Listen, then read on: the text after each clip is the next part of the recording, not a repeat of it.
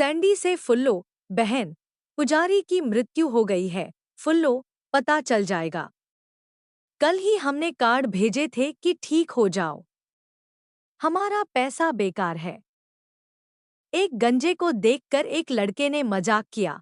आज दिन में चांद दिख रहा है। गंजे ने एक छड़ी लड़के के सिर पर मारी और जोर से बोला, अब तो तारे भी दिखेंगे। धृतराष्ट्र, गांधारी, हम आपके आभारी हैं कि आपने हमें 100 संतानें दी। गांधारी, महाराज, यदि आप अंधे नहीं होते तो यह संभव नहीं था। पप्पू, मेरे पड़ोसी और मेरे दोस्त ने कल पूरी रात जुआ खेला। कितना समय बर्बाद हुआ। रामू, तुम्हें कैसे पता? पप्पू, मैं पूरी रात उन्हें खेलते हुए देखता रहा। एक पिता अपने बेटे को डांट रहा था, पानी सिर पर चढ़ रहा है। उस समय उसकी पत्नी बाथरूम में टब में नहा रही थी।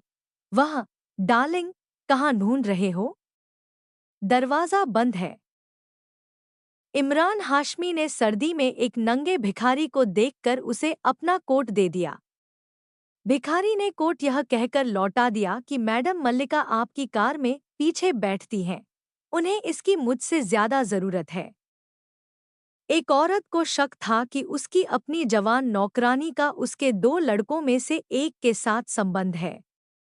एक दिन उसने नौकरानी से पूछा, संतरो, अगर तुम मेरे किसी एक बेटे के साथ जाना चाहो तो किसके साथ फ्लर्ट करूं? मेम साहब, मैं दोनों के साथ घूम चुकी हूँ।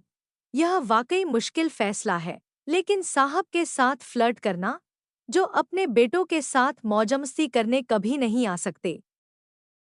2 बूढ़ी औरतें बातें कर रही थी। एक ने पूछा, क्या है, आजकल डॉक्टर के क्लिनिक पर नहीं जाते? आपकी तबीयत तो ठीक है न? ब्रह्मा ने ब्रह्मांड की रचना की और फिर विश्राम किया। फिर मनुष्य की रचना की और फिर विश्राम किया। ब्रह्मा ने स्त्री की रचना की, पुरुष की नहीं। उस दिन ब्रह्मा ने विश्राम नहीं किया। डॉक्टर ने मरीज से पूछा, तुम्हारा पेशाब टेस्ट करेंगे? डॉक्टर की बात सुनकर मरीज का दोस्त बोला, डॉक्टर साहब की बोतल उसी शेल्फ पर पड़ी है, उसे भर दीजिए।